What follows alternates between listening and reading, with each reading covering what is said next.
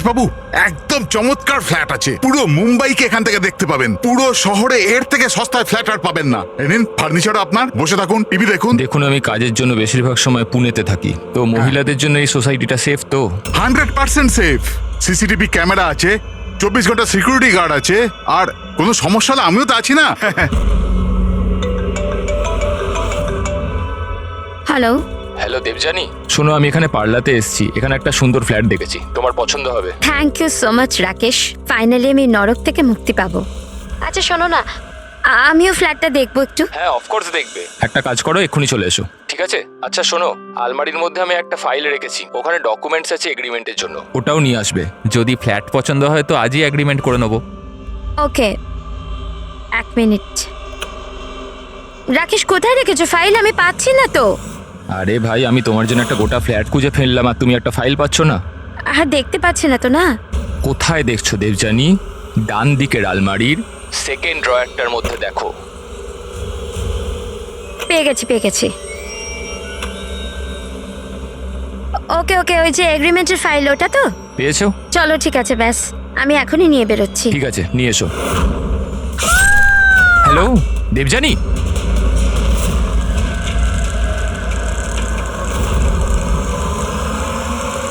ACP sir,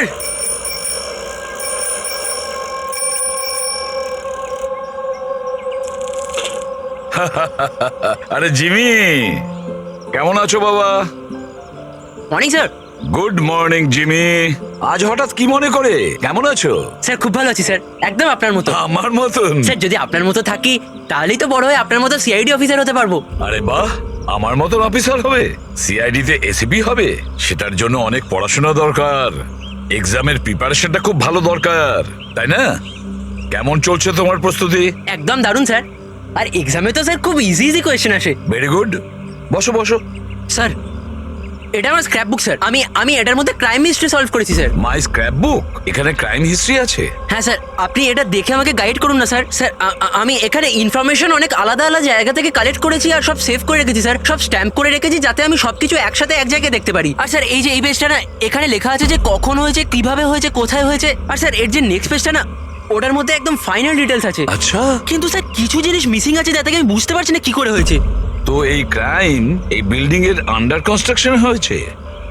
যে অপরাধ করেছে সে গম্ভীর করেছে, আর তুমি দারুণ কাজ করেছো। কিন্তু এই সব করার আগে লেখাপড়া ভালো করে করতে হয়, এক্সামে খুব ভালো নাম্বার পেতে হবে, তাহলে দেখবে তুমি একজন ভালো সিআইডি অফিসার হয়ে গেছো। যখন বড় হয়ে যাবে আমি তোমাকে গাইড করব ভালো সিআইডি অফিসার হওয়ার জন্য। Thank you sir. এবারে এই মিস্ট্রিটা আমরা কবে সলভ করব জানো? তোমার এক্সাম শেষ হওয়ার পরে আমরা দুজনে মিলে সলভ করব। না, ঠিক আছে স্যার, হ্যাঁ। Bye sir. By.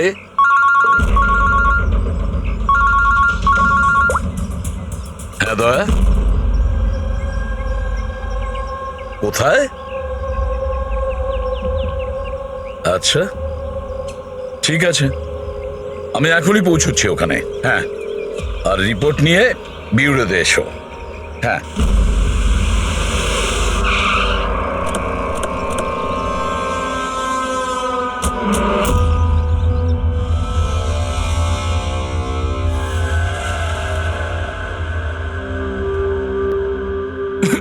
Debjani, control yourself Rakesh. Rakesh control. Rakesh সামলাও নিজেকে নিজে। রাকেশ এক মিনিট প্লিজ। দেখুন না কি হয়ে গেল। এখন তদন্ত চলছে, আমি বাইরে গিয়ে কথা বলছি। আমি বাইরে গিয়ে কথা বলছি, তোমরা ওকে বাইরে নিয়ে যাও। আরে আমি তো বললাম কথা বলবো। চলো যাও রাকেশ, কন্ট্রোল ইয়োরসেলফ, সব ঠিক হয়ে যাবে।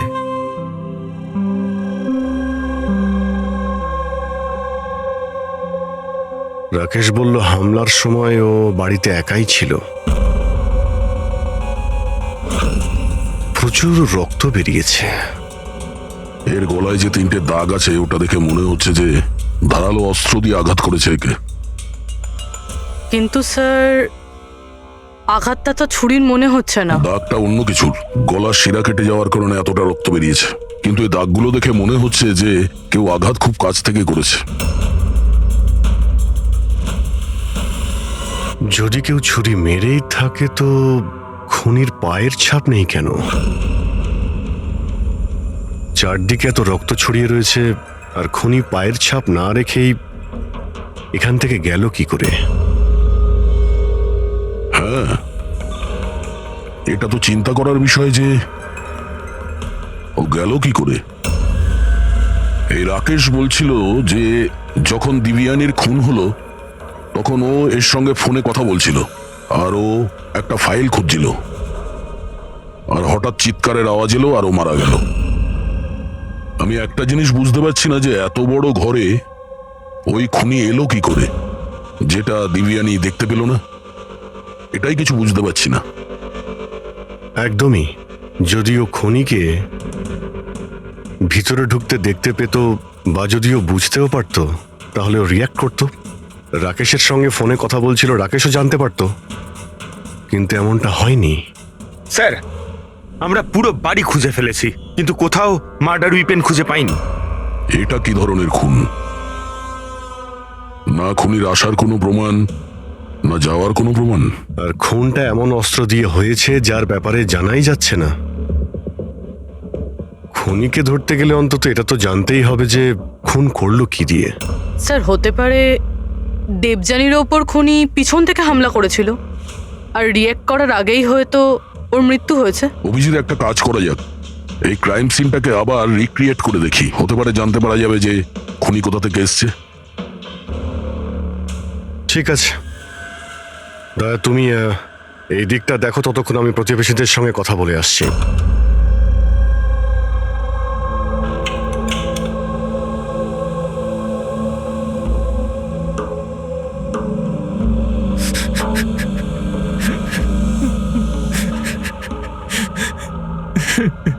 স্যার, যেই আমার বউকে খুন করে থাকুক ওকে ছাড়বেন না।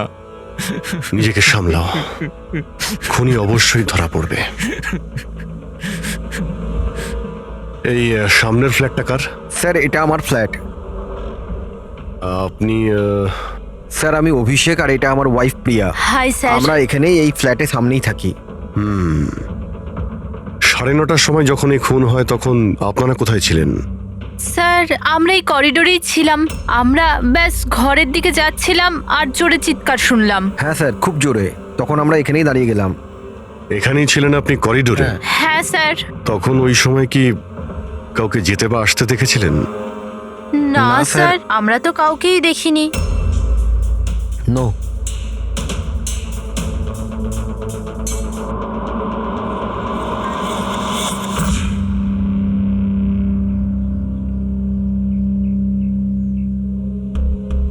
স্যার আমি আপনাকে দেখতে পাচ্ছি।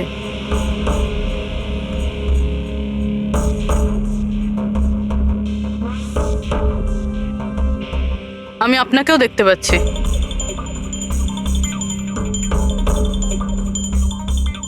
স্যার খুনি যেদিক থেকেই আসুক দেবযানী ঠিক দেখতে পেত। তাহলে এরকম কিভাবে হলো যে দেবযানী খুনিকে দেখতেই পেল না? এটাই তো বুঝতে পারছি না পুরবি, যে খুনিকে দিবিয়ানি দেখতে পাইনি কেন। ভেতরে এসে খুব সহজেই মেরে চলে গেছে ও, আর এখানে হাতাহাতির কোনো চিহ্নই নেই। খুনি না ডান দিক থেকে এসছে, না বাঁ দিক থেকে, আর না পেছন থেকে। আচ্ছা, এটা তো নয় যে খুনি সামনে থেকে এসছে? সামনে তো ক্যাবিনেট আছে, এখান থেকে তো দেখতেই পাওয়া যেত। দেখতে তো তখন পেত যখন ওকে দেখা দিত। আচ্ছা, ও এখানে তো জায়গাই নেই স্যার। এটাতেও নেই। স্যার দেবযানীর খুন হয়েছে মানে খুনি ভিতরে তো নিশ্চয়ই এসেছিল। এবার প্রশ্ন এটাই থাকে যে ও এখানে লুকিয়েছিল কোথায়? তার থেকেও বড় কথা স্যার, খুনি ঘরের ভিতর ঢুকলো কি করে? না কোনো জানলা ভাঙা আছে, না কোনো কাঁচ ভাঙা আছে, আর না তো দরজাটা নিয়ে কেউ কিছু করেছে।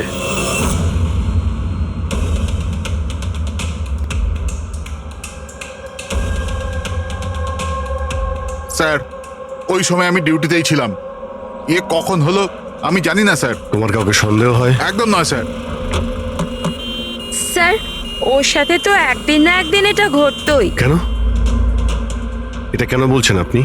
নম্বরের ক্যারেক্টারলেস মহিলা ছিল ওর ঘরে। জানি না কত লোকের আসা যাওয়া লেগেই থাকতো। রাকেশ, এই ফ্ল্যাটের চাবি কার কার কাছে থাকে? স্যার একটা চাবি তো ঈশান বাবুর কাছে থাকে, উনি সোসাইটির চেয়ারম্যান। আর একটা চাবি সিমরানের কাছে আছে, যে দেবযানীর ছোটবেলার বন্ধু, আর ওই আমাদের ফ্ল্যাটটাকে রেনোভেট করেছিল। না বলে একমাত্র ওই আছে যে বাড়ির ভেতর ঢুকতে পারে। একটু সিমরানকে ডাকো। আমি এই সোসাইটির চেয়ারম্যান কিষান, আর ইনি আমার স্ত্রী ভূমি। স্যার, এই মহিলার জন্য পুরো সোসাইটি বিরক্ত ছিল। স্যার ব্যভিচারের সমস্ত সীমা পার করে দিয়েছিল। স্যার না জানে ওর কতগুলো প্রেমিক ছিল। আমার তো মনে হয় স্যার নিশ্চয়ই কোনো না কোনো প্রেমিকই ওর হত্যা করেছে। এক মিনিট। আমরা শুনেছি যে উনি খুবই সাধারণ হাউস ওয়াইফ ছিলেন। স্যার ও বিবাহিত ছিল, কিন্তু নিজের স্বামী রাকেশের সাথেও থাকতো না। এক্সকিউজ মি, আপনি প্লিজ আমার গাড়িটা পার্ক করে দেবেন? Yeah sure. Yeah.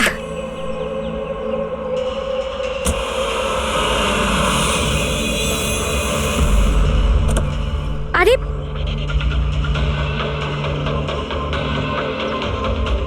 Thank you. What's your name? Abhinav. কোথায় থাকেন আপনি? ব্যাস এই বিল্ডিংয়েই। Thank you so much.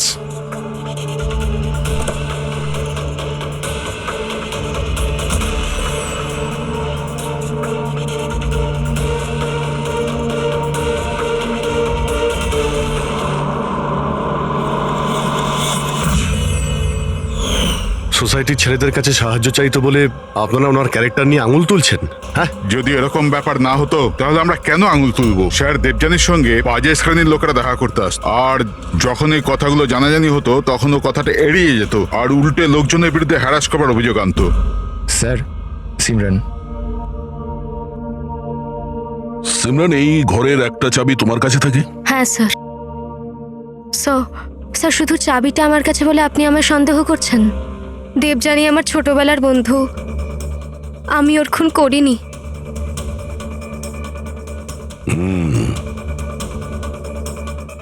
Rakesh, এই ঘটনার ব্যাপারে দিব্যানীর বাড়ির লোককে ইনফর্ম করেছো তো? আমি ওর ছোট বোনকে ফোন করেছি স্যার, ও হয়তো আসছে। আপনি জানেন ও 10 জন লোকে লাভ কার্ড দিয়েছে। লাভ কার্ড? ওটা তো আমিও জানতাম না, যখন আমার হাজব্যান্ডকে দিল তখন আমি জানতে পারলাম। আপনাকেও? আপনি সবাইকে জিজ্ঞেস করতে পারেন স্যার। কি একদম ঠিক। দেখুন ওই কার্ডটা কি আমরা দেখতে পারি?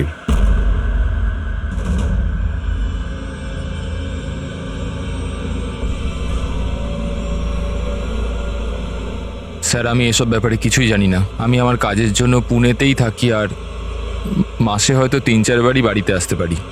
এত কিছু ঘটে গেছে রাকেশ, আর তুমি আমাদের বলছো কিছুই জানো না? এটা কিভাবে সম্ভব?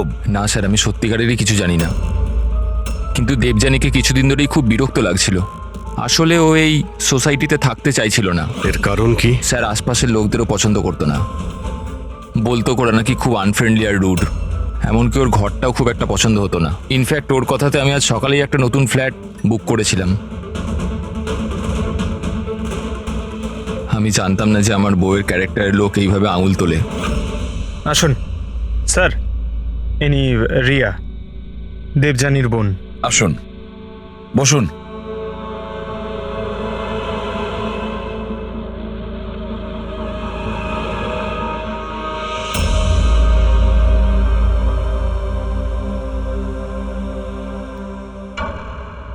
স্যার আমি আপনাকে একটা কথা বলতে চাই।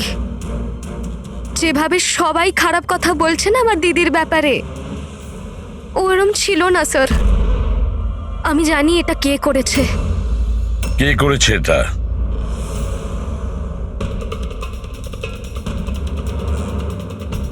স্যার আসলে বিয়ের আগে দিদির একটা বয়ফ্রেন্ড ছিল, নীলেশ নাম ছিল।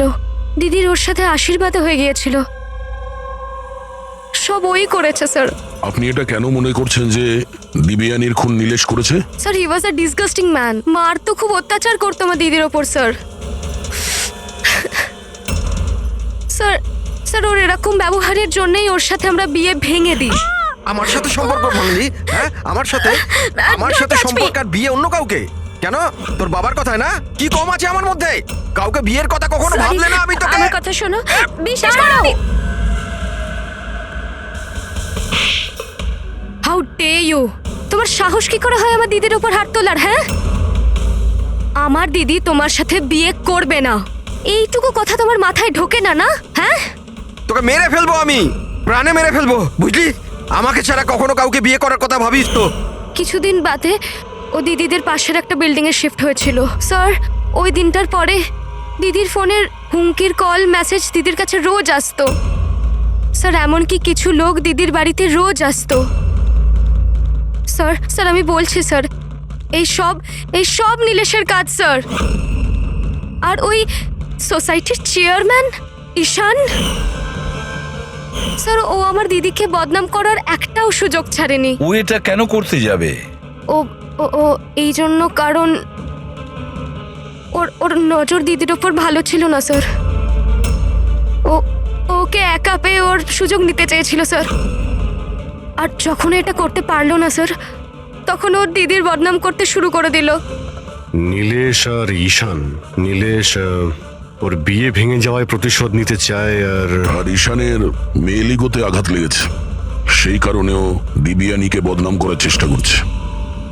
রাকেশ, ঈশান আর নীলেশের ব্যাপারে তুমি কিছু জানো? আমাকে কেউ কখনো কিছু বলেনি,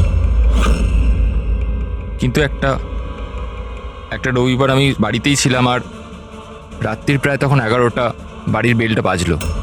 যখন আমি দরজা খুললাম তো সামনে একটা লোক দাঁড়িয়েছিল, আমাকে দেখতেই পালিয়ে গেল ওখান থেকে। আমি ওকে আটকানোর চেষ্টা করেছিলাম, কিন্তু ততক্ষণও চলে গেছে। ঠিক আছে, তোমরা এখন যেতে পারো। যদি আমাদের দরকার পড়ে তোমাদের ডেকে নেব।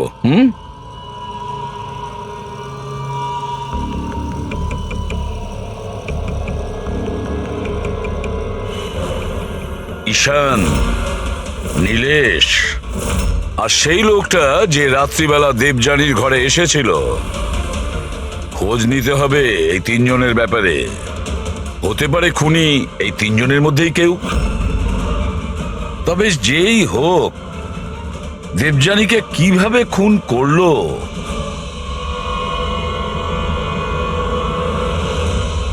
বস, দেবযানীর ওপর খুব ছুঁচলো ধারালো জিনিস দিয়ে আঘাত করা হয়েছে। যে 3টে ক্ষত আছে, এই যে এই কাঁধের ওপর, এর কারণে ওর নার্ভ কেটে গেছে। আর এই যে 2টো ক্ষত কাঁধের ওপর, অদ্ভুত ব্যাপার হচ্ছে এই যে 3টে ক্ষত আছে, এগুলো একে অপরের থেকে সমান দূরত্বে আছে। আর একটা সারপ্রাইজিং ব্যাপার, এই 3টে ক্ষতর ডেপথ একেবারে সমান, 3 ইঞ্চি। হয়তো খুনি খুন করার জন্য একই অস্ত্র ব্যবহার করেছে, আর হয়তো সমানভাবে আঘাত করেছে, তাই ক্ষতর পরিমাণ একই, 3 ইঞ্চি। হতে পারে, এরকম হতে পারে, কিন্তু এখানে এই কেসটাতে নজর করবার মতো বিষয় হচ্ছে যে দেবযানীর যে ক্ষতগুলো আছে তাতে কোনো অ্যাঙ্গেল নেই। এই আঘাত পুরো ওপর থেকে করা হয়েছে, সোজা, এইভাবে সোজা। আঘাতের সময় দেবযানী দাঁড়িয়েছিল, আর হিল সহ এর হাইট হবে প্রায় 5 ফিট 7 ইঞ্চি। আর ওকে এইভাবে আঘাত করার জন্যে খুনির হাইট হতে হবে কম করে 6 ফুট 2 ইঞ্চি, তবেই এরকম আঘাত হবে, না হলে নয়। দেখো সালুকে, খুনির উচ্চতা যদি 6 ফুটের বেশি হয়, তাহলে ক্যাবিনেটের মধ্যে কি করে লুকিয়ে থাকবে? আর লুকিয়ে আঘাতও করতে পারবে না। আর সে যদি দেবযানীর পেছন দিক দিয়ে কেউ আসে, তাহলে দেবযানী জানতে পেরে যেত, আর সে তখন নিজেকে বাঁচানোর চেষ্টা করত। এখন প্রশ্ন হলো, সে খুনটা করলো তো করলো কিভাবে? আর স্যার, যদি কোনো লোক দরজা বা জানালা দিয়ে ভিতরে ঢুকতো বা বাইরে বের হতো, তাহলে কেউ না কেউ তোকে দেখতে পেত। কেউ তো দেখতেই পায়নি।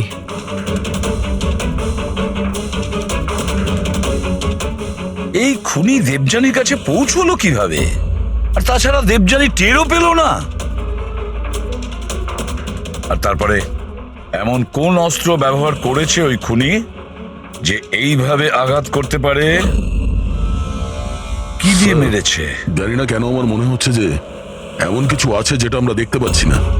ওখানে ওই খুনি কোথা থেকে এসছে আমরা জানি না। ক্রাইম সিনে মার্ডার ওয়েপন পাইনি। এমন মনে হচ্ছে যে ওই যে ক্যাবিনেট আছে স্যার, ওর মধ্যেই দিবিয়ানের মৃত্যুর রহস্য লুকিয়ে আছে স্যার। আবার গিয়ে একবার দেখা যাক স্যার, কোনো প্রমাণ পাই কিনা। ঠিক বলেছো দয়া। ফেডরিক, একটা কাজ করো, তুমি ওই সোসাইটিতে গিয়ে ওই সোসাইটিতে যে কয়জন লোক আছে যারা 6 ফুটের থেকে লম্বা, তাদের সবার লিস্ট নিয়েছো। আর তাছাড়া এটাও খবর নাও যে দেবযানীর বাড়িতে রাত্রি 11টার সময় কে এসেছিল যে রাকেশকে দেখে পালিয়ে গেছে। দেবযানীর পুরো ফোন রেকর্ড চেক করো, ল্যান্ডলাইনের রেকর্ডও আর মোবাইল ফোনের রেকর্ডও। আর আমরা এই ঈশান আর নীলেশের সঙ্গে কথা বলি।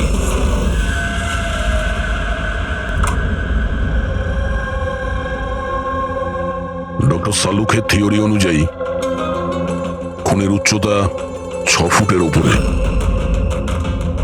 স্যার তাহলে তো ঢুকবে কিভাবে?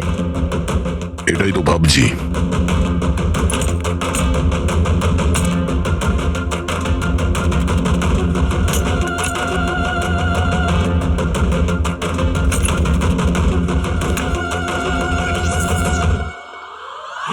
স্যার এই সেলফের ভেতর তো দেখছি ভালোই জায়গা রয়েছে। আপনার মতো লম্বা চওড়া লোকও এর ভেতর ঢুকে যেতে পারবে। ওটাও দেখে নিচ্ছি।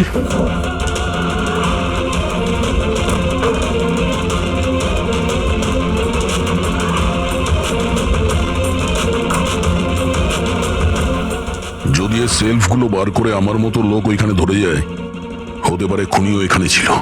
স্যার তাহলেও তো এই প্রশ্নটাই থেকে যাচ্ছে যে দেবযানী খুনিকে দেখে ফেলতো আর চেঁচাতো। কি দেখছেন স্যার? ক্যাবিনেটের মধ্যে কোনো মেকানিজম নেই তো, যার জন্য দিবিয়ানির খুন হয়েছে, কিন্তু এরকম কিছু দেখতে পাচ্ছি না তো। স্যার খুনি কোনো প্রমাণ ছাড়েনি। মার্ডার ওয়েপনও খুঁজে পাচ্ছি না। দিবিয়ানির খুন কি করে হলো এটাও বুঝতে পারছি না। দিবিয়ানির খুন হলো কি করে? একটা কাজ করো, এই ক্যাবিনেটের মধ্যে যতগুলো আঙুলের ছাপ আছে সব নিয়ে নাও। হতে পারে দেবযানী তার খুনিকে দেখেছিল, কিন্তু সে বেঁচে নেই যে আমাদেরকে বলবে। কে কে হতে পারে খুনি, আর দেবযানীকে মারলো কিভাবে? কিভাবে মারতে পারে? খুনি খুবই চালাক স্যার। হ্যাঁ, চালাক তো বটেই, কিন্তু কতদিন লুকিয়ে থাকবে? কতদিন? স্যার এই 4টে লোক আছে সোসাইটিতে যাদের উচ্চতা 6 ফুট বা তার বেশি। অভিষেক, ঈশান, ওয়াচম্যান, ভূমি। স্যার এ হাই হিল পরে, হিল পরার পরের উচ্চতা 6 ফুট হয়ে যায়। কিন্তু অভিজিৎ, এই 4 জনের মধ্যে কে হতে পারে যে দেবযানীকে খুন করেছে? ওই ক্যাবিনেটে কে লুকিয়ে বসেছিল? কে হতে পারে? দিদির একটা বয়ফ্রেন্ড ছিল, নীলেশ নাম ছিল। অনেক বড় গুন্ডা তুই, হ্যাঁ? গত সপ্তাহে নিজের প্রতিবেশীকে এমন মেরেছিস যে মরতে মরতে বেঁচে গেছো, আর দিবিয়ানিকে তো মেরেই দিয়েছিস। সত্যি সত্যি যদি মেরে ফেলতাম, কিন্তু আফসোস ও তো নিজেই মরে গেল। হ্যাঁ মানছি ওর সাথে আমার ঝগড়া হতো, কিন্তু এর জন্য কেউ বিয়ে ভাঙে নাকি? স্যার এই জন্যই আমি বদলা নিতে চেয়েছিলাম। প্রচুর তেল তোর শরীরে না? হ্যাঁ, 2 মিনিট, মাত্র 2 মিনিটই তোর সমস্ত তেল বার করে দেবো, বুঝেছিস? তারপর স্বপ্নেও কাউকে মারার কথা ভাববি না তুই। স্যার আমি ওই সোসাইটিটার সমস্ত ফুটেজ চেক করেছি, আর সেখানে নীলেশ সোসাইটির বাইরে এদিক ওদিক ঘুরে বেড়াচ্ছিল দেখা গেছে। আচ্ছা,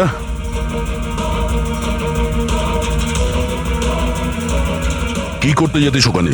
আমি শুধু দেখা করতে গিয়েছিলাম, দেখা করার চেষ্টা করতাম, কিন্তু ওর দেখা পাইনি। বুধবার সকাল 9:30টার সময় যখন দিবিয়ানির খুন হয়েছিল, কোথায় জানি ছিলি না তুই? জানি না স্যার, আমি রাতে একটু বেশি খেয়ে ফেলেছিলাম, তাই আমার মনে আসছে না। মনে করার চেষ্টা কর, খুব ভালো করে চিন্তা কর, স্মৃতিশক্তি ফিরিয়ে নিয়ে আয়, না হলে তোর এমন হাল করব তুই নিজেকে চিনতে পারবি না, বুঝলি? ফ্রেডি চল। ঈশান, তুমি দিবিয়ানিকে সার্টিফিকেট দিচ্ছিলে, ক্যারেক্টার সার্টিফিকেট, হ্যাঁ? নিজের ব্যাপারে কি বলবে তুমি? আমি কিছু বুঝতে পারলাম না স্যার। আমরা সবকিছু বুঝে গেছি। দিবিয়ানি তোমায় পাত্তা দেয়নি, তাই ওকে বদনাম করে দিয়েছো পুরো সোসাইটিতে। সবকিছু ঠিকঠাক বল, না হলে আমি। স্যার ওই সমস্ত পুরুষের সাথেই ঘোরাফেরা করতো, তো আমি ওর সাথে কাছাকাছি হওয়ার চেষ্টা করেছিলাম, কিন্তু ও আমাকে এড়িয়ে যেত। তখন আমি ভাবলাম যে আমি এর বদলা নেব। আর বদলা নেওয়ার চক্করে ওকে মেরেই দিলে? না স্যার, আমি ওকে মারিনি, আমি তো শুধু ওকে ধমকেছিলাম ভয় দেখাতে। তোমার কাছে ওর ফ্ল্যাটের চাবিও তো ছিল, হ্যাঁ? মানে তোমার কাছে উদ্দেশ্যও ছিল আর উপায়ও ছিল, হ্যাঁ? কিন্তু স্যার যখন ওর মৃত্যু হয় তখন তো আমি সোসাইটির ওয়াটার পাইপ ঠিক করছিলাম। আপনি চাইলে যে কাউকে জিজ্ঞাসা করতে পারেন। আমরা জেনেই যাব।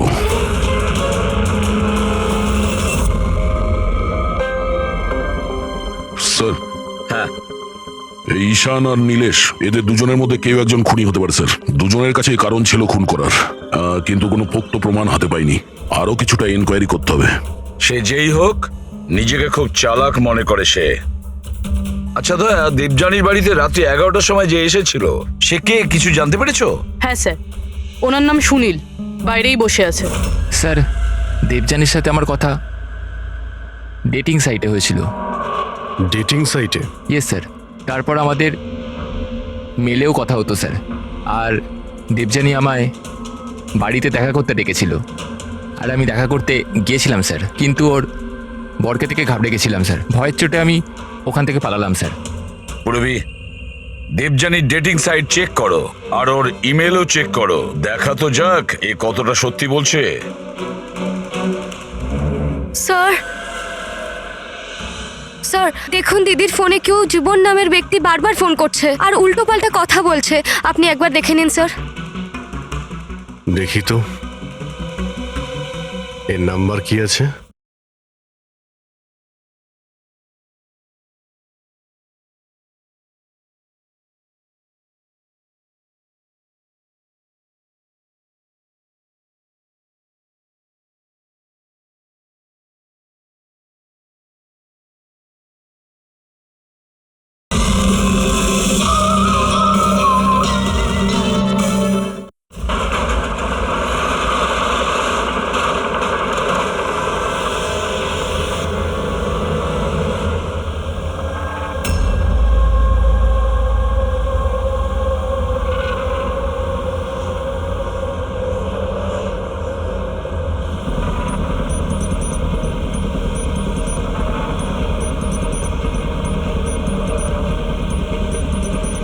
আরে ঠিক করে কাজ কর না। আরে বললাম না এত তাড়াতাড়ি কাজ হবে না। আমরা তোমরা কি বিল্ডারের লোক হও আর যেই হও, বললাম তো এত তাড়াতাড়ি কাজ হবে না। সময় তো তোর শেষ হয়ে এসেছে বুঝলি। আগে এটা বল, দিবিয়ানিকে কিভাবে জানিস তুই? দেবযানী? হ্যাঁ, কে দেবযানী? একদিন অন্তত 10 বার ফোন করতেই আর বলছিস এখন কে দিবিয়ানি? স্যার কারা আপনারা? আমরা তারাই যাকে দেখে অপরাধী কাঁপে, CID. Sir sir sir sir, আমি কিচ্ছু করিনি। আমি সত্যি বলছি, আমি কিচ্ছু করিনি। কিচ্ছু করিসনি? দিবিয়ানির খুন করেছিস আর বলছিস কিছু করিসনি? আমি দিবি গেলছি স্যার, আমি খুন করিনি, বিশ্বাস করুন স্যার। খুন না করলে 10 বার করে ফোন করতিস কেন? স্যার অ্যাকচুয়ালি আমি দেবজানুর নাম আর নাম্বার পেয়েছিলাম, সেই জন্য মাঝে মধ্যে ভেবেছিলাম বিরক্ত করবো, আর কিচ্ছু নয় স্যার, বিশ্বাস করুন, আর কিচ্ছু নয়। কে দিয়েছে তোকে এই নম্বর? আমি সত্যম কমপ্লেক্সে কিছু কাজের জন্য গিয়েছিলাম, তো বাথরুমের দেওয়ালে ওর নাম আর ফোন নাম্বার লেখা ছিল স্যার। তো আমি ওকে ফোন করি, কিন্তু আমাকে বকতে থাকে। আমি বুঝতে পারি ও খুব ভদ্র একজন মেয়ে। স্যার আমি ওর খুন করিনি, দিব্যি গেলছি স্যার, বিশ্বাস করুন আমি খুন করিনি ওর। পঙ্কজ, একটু চেক করো তো সত্যম কমপ্লেক্স।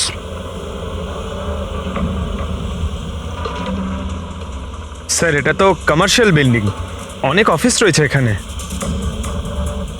ও নিশ্চয়ই ওখানে রোজউড সোসাইটির কেউ আছে যে সত্যম কমপ্লেক্সে কাজ করে, যে দিবিয়ানিকে একটু বেশি ঘৃণা করতো।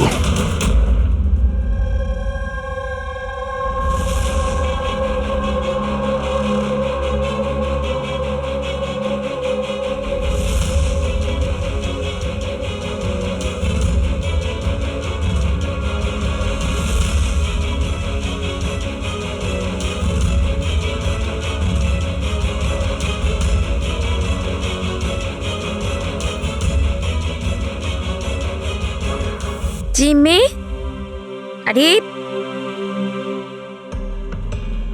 জিম্মি বাবা, এইসব কি করছো তুমি?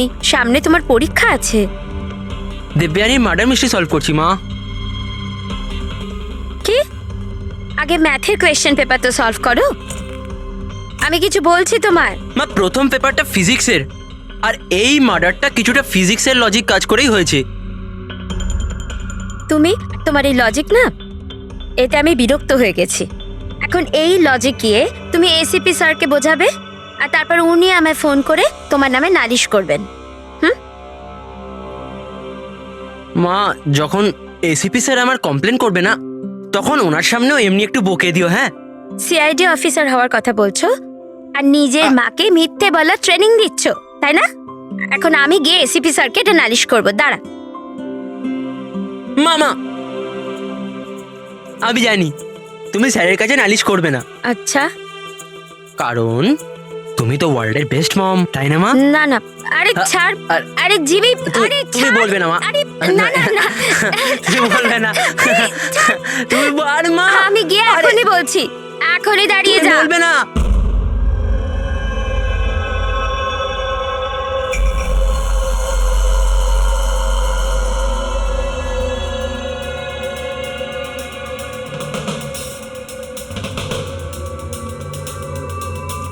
স্যার মনে হচ্ছে ও সোসাইটিরই কেউ হবে, যারা এই কমপ্লেক্সের সঙ্গে যোগাযোগ আছে।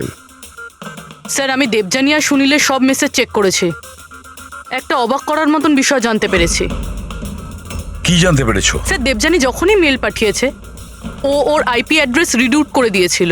রিরুট মানে কোন কম্পিউটার থেকে মেসেজ পাঠানো হয়েছে সেটা যেন কেউ জানতে না পারে। আর তাছাড়া স্যার একবারেই দেবযানী নিজের আইপি অ্যাড্রেস বদলাতে ভুলে গেছিল। এতে অবাক হওয়ার কি আছে? স্যার ব্যাপারটা হলো যে ওই অ্যাড্রেসটাও দেবযানীর নয়, কার ওটা? দেবযানীর প্রতিবেশী পিয়ার। আর এটা আমার ওয়াইফ প্রিয়া। Hi sir. আমরা এখানেই এই ফ্ল্যাটের সামনেই থাকি। তার মানে প্রিয়া ডেটিং সাইটে দেবযানের প্রোফাইল বানায়, ওই তাহলে মেসেজগুলো পাঠাচ্ছিল। স্যার, সত্যম কমপ্লেক্সে রোজউড সোসাইটির ভূমি কাজ করে। দেবযানীর প্রতিবেশী ভূমি আর প্রিয়া। এবার দেবযানীর মৃত্যুর পেছনে সত্যিটা কি সেটা তো ভূমি আর প্রিয়াই বলতে পারবে। এসিপি স্যার, এসিপি স্যার, আরে এসিপি স্যার, আমি খুঁজে বার করেছি। কি খুঁজে বের করেছো? এটাই যে দেবযানীর মৃত্যু কিভাবে হয়েছিল। দেবযানীর মৃত্যু কিভাবে হয়েছিল? ড্রোন দিয়ে হয়েছিল দেবযানীর মৃত্যু। ড্রোন থেকে? ইয়েস স্যার, এই দেখুন স্যার, আমার মনে হয় ওই ড্রোনটা এই জানলাটা দিয়ে ভেতরে এসেছিল আর ওই ড্রোনটায় নাইস লাগানো ছিল আর কিলার ড্রোনটাকে রিমোট দিয়ে কন্ট্রোল করেছে আর ওটা দিয়ে মেরেছে ওনাকে। জিমি, যদি ড্রোন দিয়ে দেবযানীকে মারা হয়ে থাকে তাহলে ড্রোন আসার শব্দ তো ও পেত আর ও ড্রোন থেকে নিজেকে বাঁচানোর চেষ্টা করত, তাই তো? হ্যাঁ স্যার, এটা তো আমি ভাবিনি। হ্যাঁ, কিন্তু স্যার এরকম হতে পারে যে ও স্পাইডারম্যানের মতন ওপরে আটকে বসেছিল, তাই উনি ওকে দেখতে পাননি আর যখন উনি এলেন তখন ও মেরে দিল। জিমি, তুমি পড়াশোনা কম আর সিনেমা বেশি করে দেখছো। তুমি নিশ্চয়ই স্কুলে পড়েছো যে যে জিনিসই ওপরে যায় সেটা নিচে আসতেই হয়। কেন বলো? গ্র্যাভিটির কারণে, মাধ্যাকর্ষণ শক্তির জন্য। যাও, মন দিয়ে পড়া করো, পরীক্ষার জন্য রেডি হও। হ্যাঁ, আমরা এখন কাজে বেরোচ্ছি। বা ভাই, বাই। আমি ফিরে আসবো, ফিরে আসবো।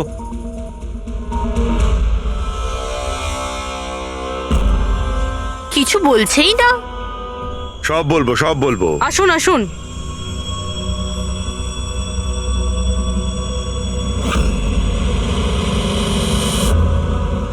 স্যার, আমাদেরকে এখানে কেন রাখা হয়েছে?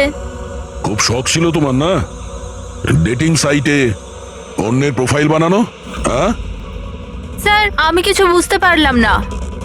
তোমাদের লজ্জা হওয়া উচিত। একজন মেয়ে হয়ে আরেকজন মেয়েকে তোমরা বদনাম করতে চাইছিলে।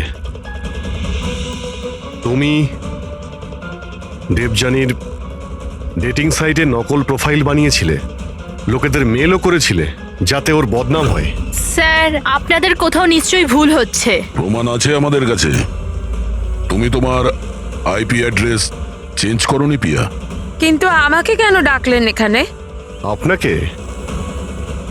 আপনি তো দেবযানীর নাম আর নাম্বার বাথরুমে লিখে দিয়েছিলেন।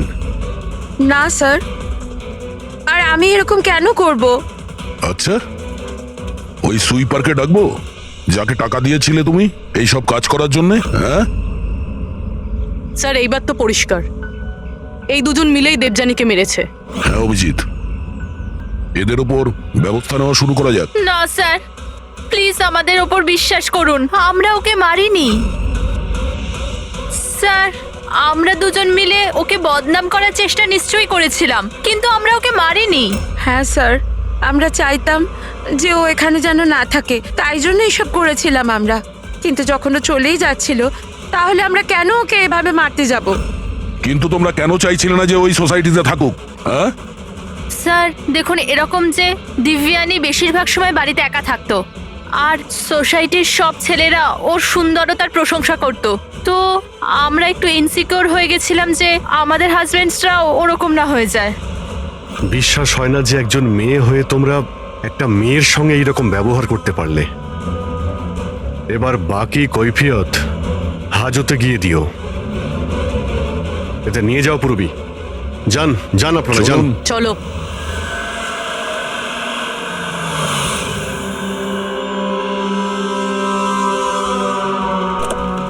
হ্যাঁ স্যার, জানতে পারলেন কিছু? আমি ওই কাবারটা খুব ভালো করে চেক করেছি, কিন্তু ওখানে দেবযানী আর রাকেশের আঙুলের ছাপ ছাড়া আর কারোর আঙুলের ছাপ পাইনি।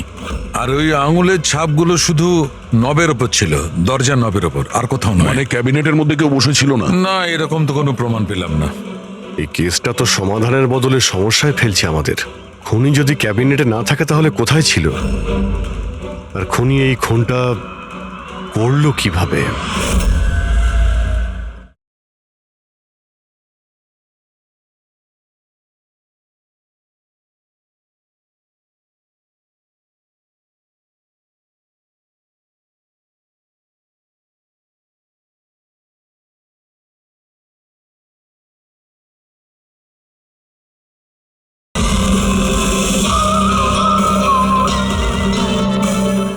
না জানালা দিয়ে এসেছে, না দরজা দিয়ে, আর না তো এই কাবার্ডের মধ্যে ছিল।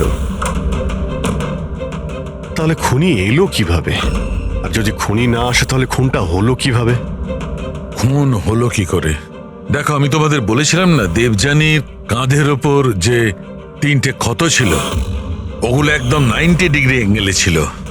মানে মানে যখন আঘাত করা হয়েছে উঁচু থেকে করা হয়েছে, ওপর থেকে।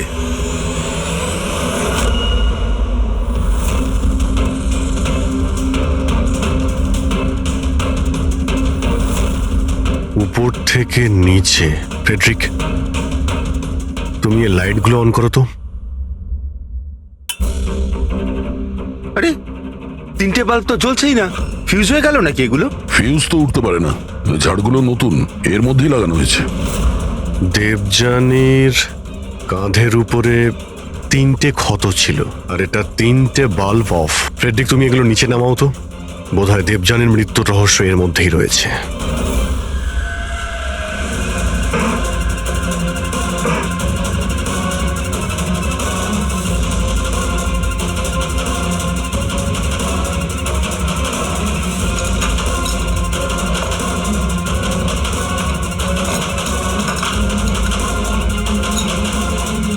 ক্যামেরা এখানে লাগিয়েছে কেন? এই হচ্ছে ওই হাতিয়ার যা দিয়ে খুন হয়েছে, রক্ত লেগে আছে এতে। আর এই দ্বিতীয়টা, আর এটা এই তারের সঙ্গে যুক্ত করে রেখেছে, আর এর সাহায্যেই এটা তীরের গতিতে নিচে নামে, দেবযানীকে মার্ডার করে, আর উপরে গিয়ে বাল্বের সঙ্গে ফিট হয়ে যায়। স্যার, এটাতে সেন্সারও আছে। মনে হচ্ছে যে ওয়াইফাই দিয়ে, কোনো রিমোট দিয়ে বা অ্যাপের মাধ্যমে চালানো হচ্ছে। কেউ তো এই ক্যামেরা দিয়ে দিবিয়ানির উপর নজর রাখছিল, ওর প্রত্যেকটা চালচলনের উপর। আর যেই দিবিয়ানি এই রুমে এসছে এই ঝাড়ের নিচে, ওর অ্যাপের সাহায্যে এই হাতিয়ারকে নিচে ছেড়ে দিয়েছে, আর সেটা সোজা দিবিয়ানির গায়ে লাগে, ও মারা যায়। আর সেই জন্যেই খুনিকে আমরা না যেতে দেখেছি না আসতে। আর দেখবই বা কি করে? খুনি তো এখানে ছিলই না। ভালো টেকনিক ব্যবহার করেছে খুনি। কিন্তু এরকম করতেটা কে পারে?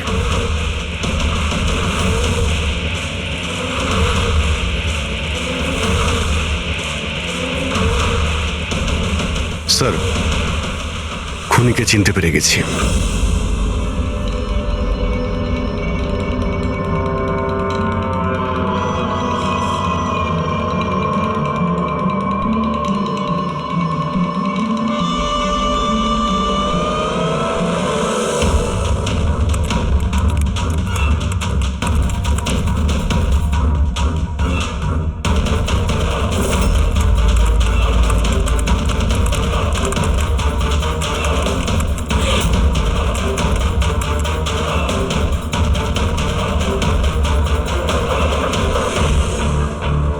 ল্যাপটপ কি করে অন হলো?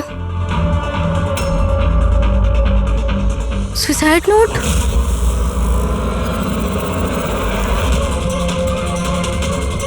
কে?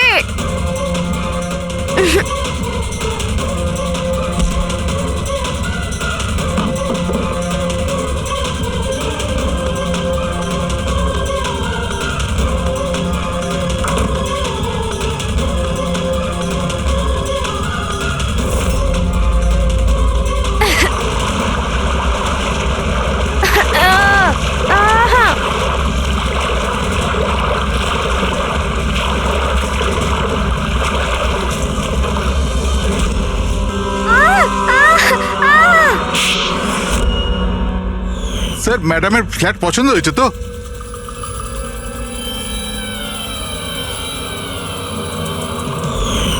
যখনই আমরা এই স্যান্ডেলিয়ারের ওপর মেকানিজম দেখলাম, আমরা বুঝতে পারলাম যে সবের পেছনে সিমরান তুমি আছো। কারণ তুমি দিব্যানীর ঘরের রিনোভেশন করেছিলে কয়েকদিন আগে। আমি যা কিছু করেছি সব রাকেশের কথাই করেছি, কিন্তু ও এতটাই খারাপ মানুষ যে ও আমাকেও মারার চেষ্টা করেছে, যাতে ওর রাস্তা পরিষ্কার হয়ে যায়। কিন্তু তুমি এটা কেন করলে? দেবযানী আমার বন্ধু ছিল ঠিকই, কিন্তু আমি ওকে ছোটবেলা থেকেই অপছন্দ করতাম। কারণ ওর ভালো মানুষের জন্য সবাই ওকে আমার থেকে বেশি অ্যাপ্রিসিয়েট করতো। আমার খুব হিংসে হতো। আর এই রাকেশ আমায় উৎসাহ দিল আর ওকে মারার প্ল্যান বানালো, যেটাতে আমি ছিলাম না। কিন্তু হ্যাঁ, ওর সঙ্গ নিশ্চয়ই দিয়েছি। ডান দিকের আলমারির সেকেন্ড ড্রয়ারটার মধ্যে দেখো। তুমি ইচ্ছে করে ওকে ফাইল আনতে বলেছিলে, এইভাবে ও ঝাড়বাতির সামনে আসে আর অ্যাপের মাধ্যমে তুমি ওকে খুন করে দিলে। আর কি করতাম স্যার? ওই মহিলার সাথে সারা জীবন থাকতাম? জানি না কতজনের সাথে। স্যার ওর ক্যারেক্টার ঠিক ছিল না। বিয়ের পরে ওর 10খানা অ্যাফেয়ার ছিল। আমি তো ছাড়তেই চেয়েছিলাম, কিন্তু ফ্যামিলির প্রেশারের জন্য সেটাও করতে পারছিলাম না। এভাবে কি করে ও আমার জীবনটা বরবাদ করে দেবে? মেয়েদের কোনো শাস্তিও হয় না। স্যার আমি ওর থেকে মুক্তি চেয়েছিলাম, সেই জন্য আমি ওর মৃত্যুকেই নিজের রাস্তা বানালাম আর সিমরানের ছোটবেলার হিংসাকেও কাজে লাগালাম। শুধু একটা সন্দেহের কারণে তুমি ওকে মেরে দিলে? স্যার সন্দেহ ছিল না, আমি জানতাম। শুধু 1-2 নয়, পুরো সোসাইটি ওর কাণ্ডকলাপ আলোচনা করতো। আর আমি নিজেও যখন আমি বাড়িতে থাকতাম, তখন রাতের বেলা জানি না অচেনা ছেলেরা ওর সাথে দেখা করতে আসতো। এরকম মহিলার সাথে কেউ কি করে থাকবে স্যার? এটা তুমি কি করেছো রাকেশ? নিজের সহজ সরল স্ত্রী দেবযানীকে সন্দেহ করে ওর প্রাণ নিয়ে নিলে। জীবনের যেটুকু সুখ বাকি ছিল সেটাও তুমি নিয়ে নিলে। এবার তোমরা দুজন জেলের গড়াদের পিছনে পৌঁছতে থাকবে। আইন তোমাদের কঠোরতম শাস্তি দেবে।